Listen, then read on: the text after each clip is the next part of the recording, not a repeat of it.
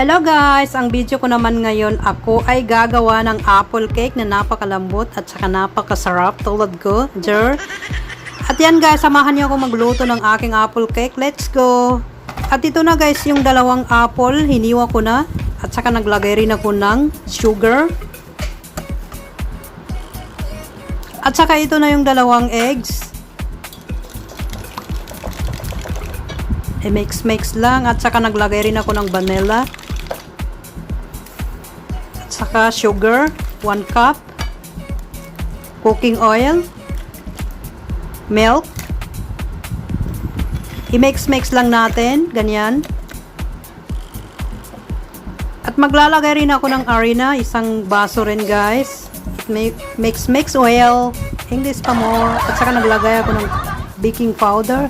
At ito na yung apple guys, luto na. Ilalagay ko na rin dito sa aking